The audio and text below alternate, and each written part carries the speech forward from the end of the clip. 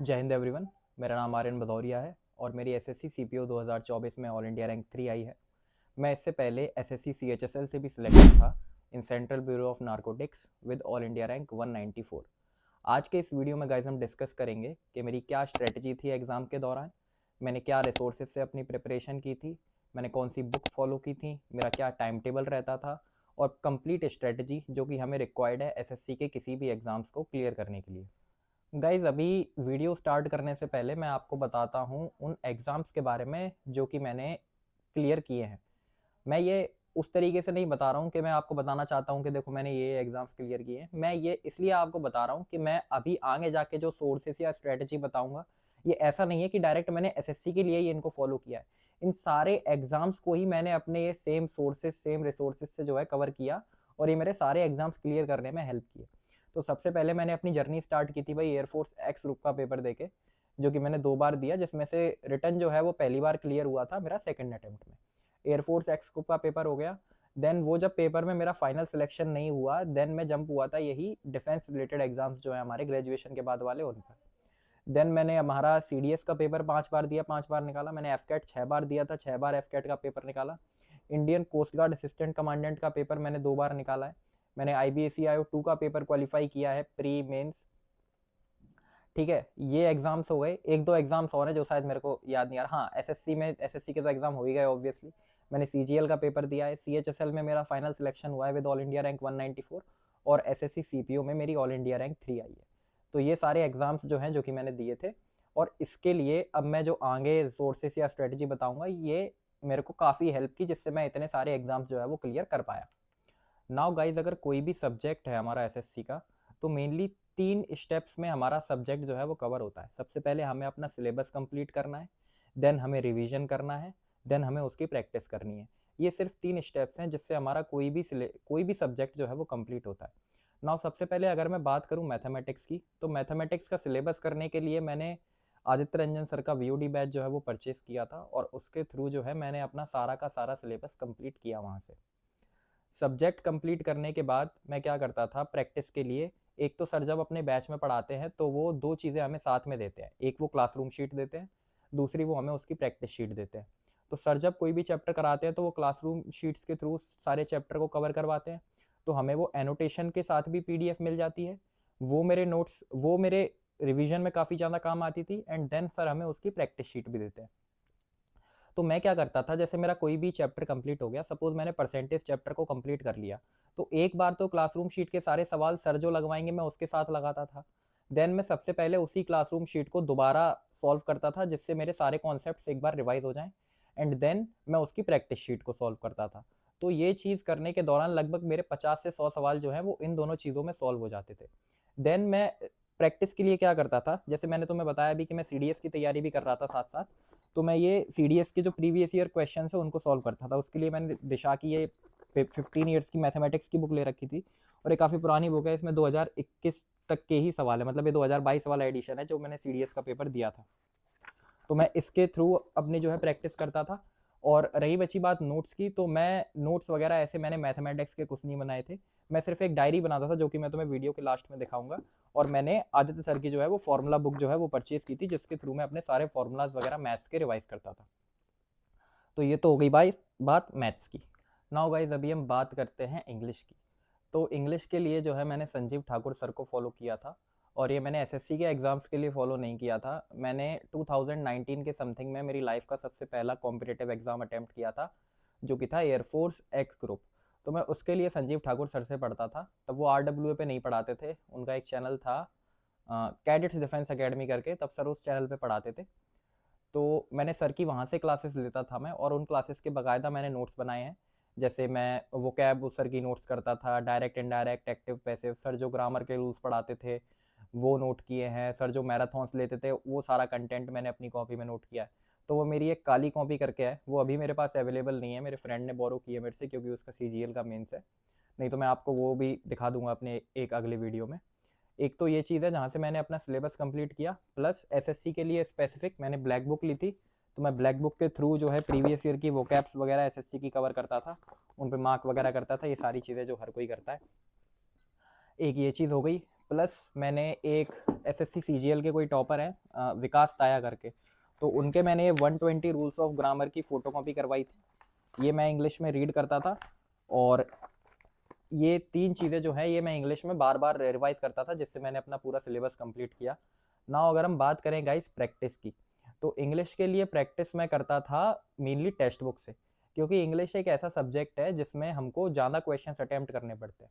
तो मैं इंग्लिश के कुछ नहीं करता था ऐसे डायरेक्ट कि मैंने चैप्टर वाइज सवाल किए हैं या ऐसे कुछ।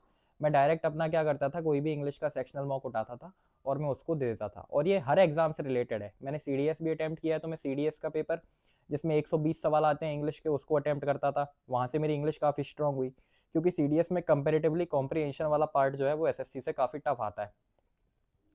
ठीक है, तो वहाँ से प्रैक्टिस करता था मैं, सीडीएस के प्रीवियस ईयर क्वेश्चंस वगैरह सॉल्व करता था, क्योंकि मैंने सीडीएस का पेपर 5 बार अटेम्प्ट किया है और 5 बार निकाला है। एफ कैट के पेपर मैंने अटेम्प्ट किए हैं, तो मैं एफ कैट वहाँ से सॉल्व करता था। ये सारी चीज़ें जो है मैंने अपनी इंग्लिश में इस तरीके से प्रिपेयर किया। अब बात करते हैं भाई रीजनिंग की। तो रीजनिंग के लिए भाई मैंने फॉलो किया है विक्रमजीत सर को।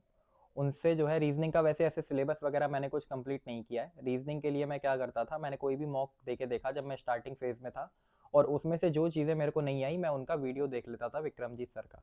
तो यूट्यूब से मैंने सर का वीडियो देख लिया, जैसे कैलेंडर टॉपिक है वो मेरे को नहीं आता था तो मैंने सर का वीडियो देख लिया।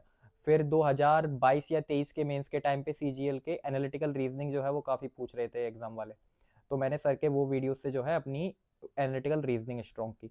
तो रीजनिंग के लिए मैं ये फॉलो करता था। प्लस ये सारी चीज़ें जैसे कैलेंडर के जो फॉर्मूलाज वगैरह सर बताते थे वो मैंने अपनी डायरी में नोट कर रखे थे। ठीक है, तो ये सारी चीज़ें हो गई भाई रीजनिंग के लिए। रीजनिंग के लिए प्रैक्टिस अगेन सेम मैं टेक्स्ट बुक यूज़ करता था प्रैक्टिस के लिए। और रीजनिंग के लिए गाइस मैं एक तुम्हें बोनस टिप देता हूँ। रीजनिंग के लिए मैं क्या करता था कि मैं कहीं भी जा रहा हूँ तो मैं रीजनिंग का मॉक ऐसे ही स्क्रॉल करते हुए देता था, कि जिससे मेरे को ये पता लगे कि मैं बिना पेन उठाए कितने सवाल इसमें से सॉल्व कर सकता हूँ। सपोज 25 क्वेश्चन है मेरे किसी मॉक में, तो अगर मैं उसको दे रहा हूँ बिना कॉपी पेन के, तो अगर मैं उसमें लगभग 18 से 20 सवाल अगर सॉल्व कर लूँ तो मैं अपने आप को काफ़ी अच्छा मानता था। मैं उससे अपने आप को जज नहीं करता था। तो ये मैं रीजनिंग में काफ़ी करता था।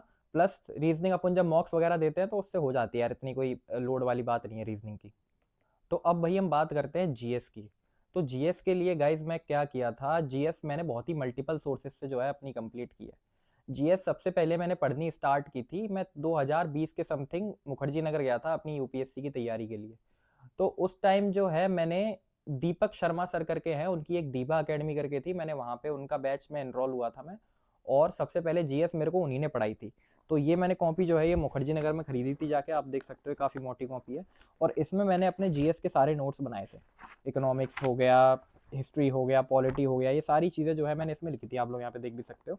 और इसके थ्रू जो है मैंने अपनी जीएस में जो कोर सब्जेक्ट्स हैं मेरे वो यहाँ से कवर किए थे। हिस्ट्री, ज्योग्राफी, पॉलिटी, इकोनॉमिक्स, ये सारी चीज़ें जो है वो सबसे पहली बार मैंने दीपक शर्मा सर से ही पढ़ी थी। और इन्होंने जो नोट्स पढ़ाए थे मैंने सिर्फ इन्हीं पे ट्रस्ट करके इन्हीं को बार बार रिवाइज किया है। ये तो हो गई बात मेरे कोर सब्जेक्ट्स की। अब बात करते हैं गाइस स्टैटिक जीके की। स्टैटिक जीके के लिए मैंने एक अलग से कॉपी बनाई थी, और इसमें मैंने सारा स्टैटिक जीके का 5 ईयर प्लान हो गए जैसे, और अपना ये सीएम वगैरह जो है ये सारी चीज़ें जो है मैंने इस वाली कॉपी में लिखी थी, घराना वगैरह, ये सारी चीज़ें जो है मैंने यहाँ से कवर की थी। और इसके लिए मैंने ऐसे कोई पर्टिकुलर टीचर या पर्टिकुलर चैनल को फॉलो नहीं किया है, मैं डायरेक्ट यूट्यूब पर रैंडम वीडियो डाल देता था कि एसएससी घराना और जैसे एसएससी 5 ईयर प्लान, तो ऐसे करके वीडियोज आ जाते थे, मैं उनके थ्रू मैंने ये नोट्स बनाए जो भी मेरे को अच्छा लग गया वहाँ से उसके। ठीक है, और एक जो कुछ चीज़ें हर कोई, देखो जीएस में इतना है कि आप जितना भी पढ़ लोगे उतना कम है। तो जैसे दीपक शर्मा सर ने मेरे को नोट्स बनवाए हैं, बट उसमें भी ऐसा नहीं है कि सारी चीज़ें उन्होंने मेरे को दे ही दी है। तो उसके लिए मैं क्या करता था, मैं अपने नोट्स को लूसेंट की बुक के साथ सप्लीमेंट करता था। तो जो वाला पार्ट इसमें नहीं है वो मैं इसमें देख लेता था, जो इसमें नहीं है वो मैं उसमें देख लेता था।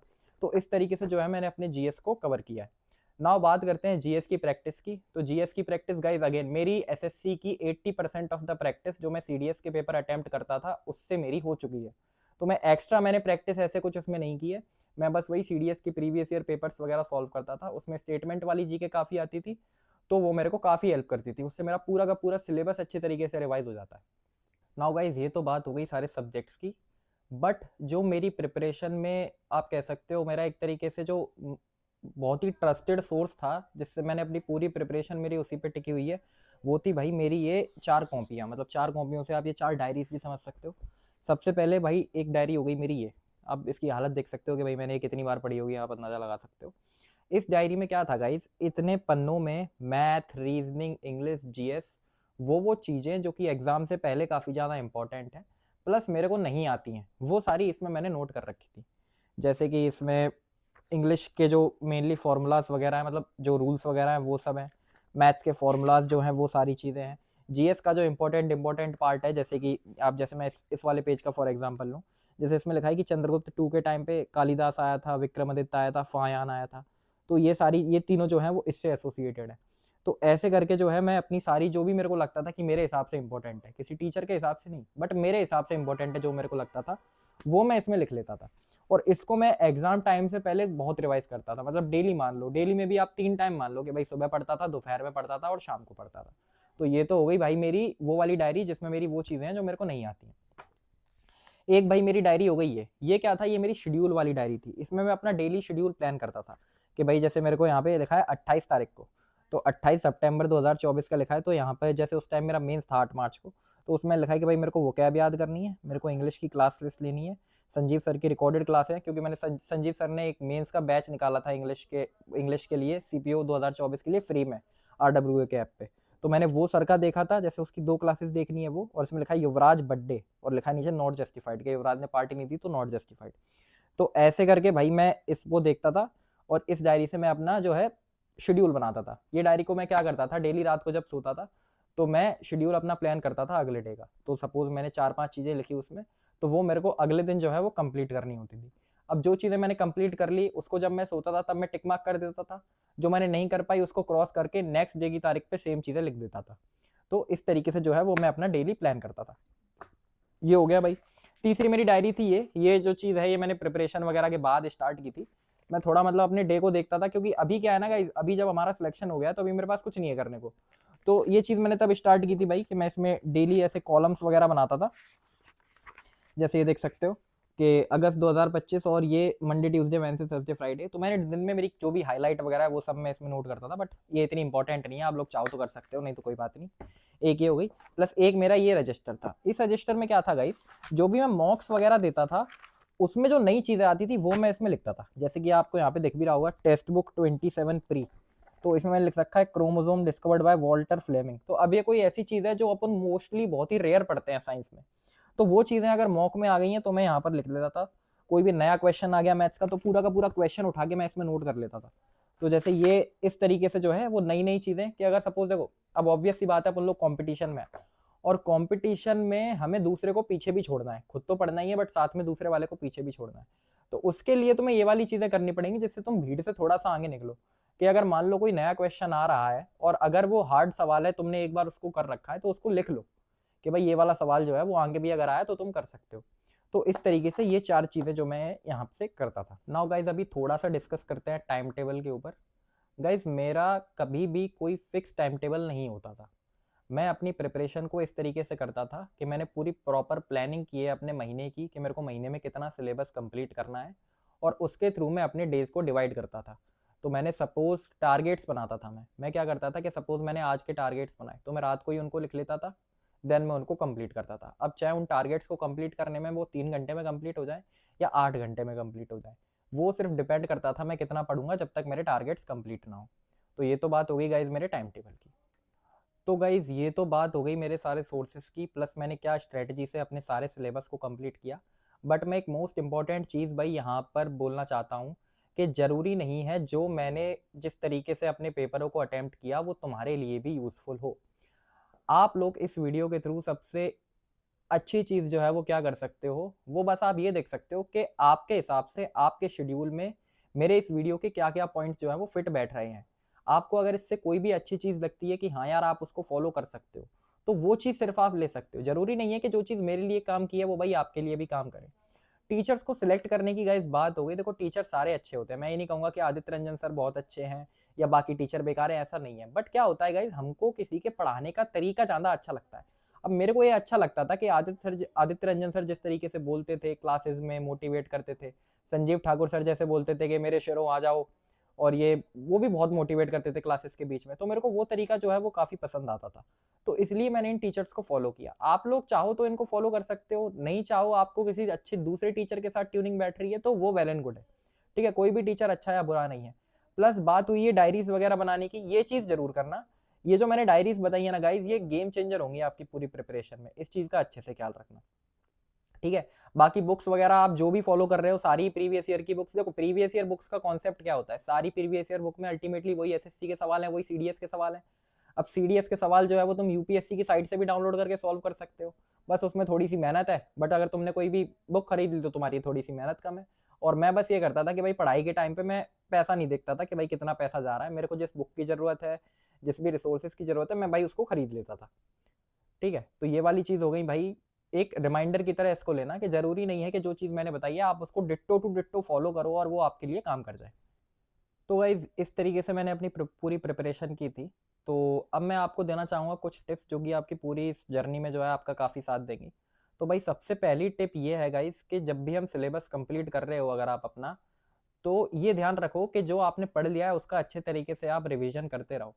कोई भी सिलेबस आप कंप्लीट कर रहे हो तो अपने वीक्स को बांटो भाई, पूरी प्रॉपर प्लानिंग करो कि आप अगर एक एक स्टेप ले रहे हो ना तो आपको पता होना चाहिए कि यार ये स्टेप मेरे ये काम आएगा, ठीक है। आप अगर हफ्ते के 7 दिन है तो मैं यही करता था कि मैं 5 या 6 दिन पढ़ता था, देन मैं 1 या 2 दिन रिवीजन के लिए रखता था, ठीक है। रिवीजन काफी ज्यादा इंपॉर्टेंट है। सबसे पहली टिप हो गई भाई ये। दूसरी भाई टिप ये हो गई कि हमें कंसिस्टेंट रहना है। कंसिस्टेंसी का गाइस अगेन ये बिल्कुल मतलब नहीं है कि तुम्हें डेली के 8-8 घंटे 10-10 घंटे पढ़ना है। आप हफ्ते में ये ध्यान रखो कि यार कोई भी अगर हमारा बुरा दिन भी है ना तो वो इतना बुरा ना जाए कि उसमें हम कुछ पढ़े ही ना, भले ही थोड़ा बहुत पढ़ो, कुछ नहीं कर पा रहे तो बस रिवाइज कर लो आधे 1 घंटे, ठीक है। अपनी डायरी रिवाइज कर लो, अपने नोट्स रिवाइज कर लो, जो भी आपको लगे कि आपकी एग्जाम की जर्नी में काफी ज्यादा यूजफुल है उसको रिवाइज करो। दूसरी टिप भाई ये हो गई। तीसरी टिप ये हो गई कि यार थोड़ी अपनी फिजिकल हेल्थ पे भी ध्यान देना है, खास करके सीपीओ और दिल्ली पुलिस के जो भी एस्पिरेंट्स हैं। डेली क्या करो भाई, कुछ ना कुछ फिजिकल एक्टिविटी करते रहो। कुछ नहीं कर पा रहे घर पे 50-60 पुशअप्स मार लो, वही मोर देन इनफ है, ठीक है। बट फिर भी थोड़ा सा बाहर जाओ, वॉकिंग करो, रनिंग करो, जो भी तुम्हें लगे यार कि तुम्हारे लिए काफी यूजफुल है, साइकिलिंग करो, कुछ भी एनी एक्टिविटी आप लोग कर सकते हो, ठीक है। चौथी टिप भाई ये हो गई कि ज्यादा से ज्यादा मॉक्स दो। मॉक्स जब आप ज्यादा से ज्यादा दोगे तो आपको अपनी ज्यादा से ज्यादा गलतियां पता पड़ेंगी, और अल्टीमेटली एग्जाम, देखो एसएससी के कोई ऐसे एग्जाम नहीं है कि आप जो है वो बहुत ही कुछ ऐसा पढ़ लिया आपने कि सिर्फ आपको ही आ रहा है, ऐसा कुछ नहीं है। जो एग्जाम में आएगा वो लगभग हर किसी को आता है, बट मेन गेम कहाँ पर है कि एग्जाम में कौन कम गलतियां करता है जाके। तो आपको सिर्फ उस चीज पे ध्यान देना है, जितना ज्यादा मॉक्स दोगे उतनी ही कम गलतियां आप जो है एग्जाम में जाकर करोगे। तो भाई ये कुछ टिप्स हैं जिसको आप फॉलो करोगे तो आपके लिए बिल्कुल ये बेनिफिशियल होंगी। तो ठीक है गाइस, एट द एंड मैं सभी को यही बोलना चाहूंगा कि ये जो मैंने स्ट्रेटजी बताई है, मैंने बुक्स के रिसोर्सेस बताए हैं, इन सबको ब्लाइंडली फॉलो मत करना।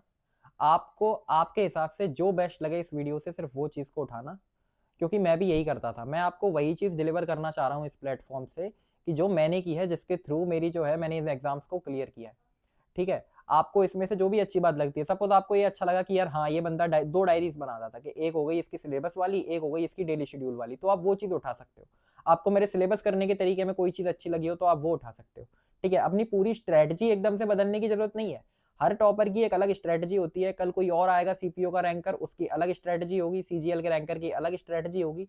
आपको क्या करना है, आपको सिर्फ अपनी स्ट्रेटजी से चलना है।